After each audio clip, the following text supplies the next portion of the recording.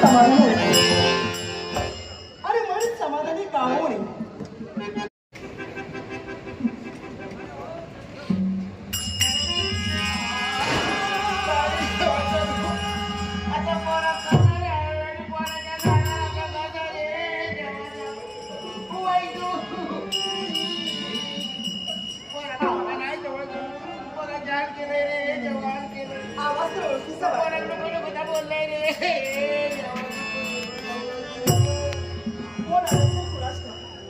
पण पाहणं आपलं कर्तव्य.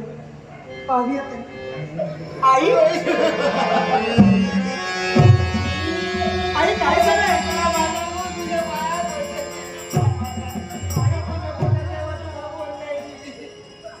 आई नयन कमलातून एकसारखी अश्रुधारा वाहत आहे.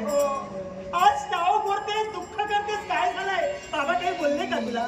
तुला आपले लावून टोचून बोलले का. ते बोलले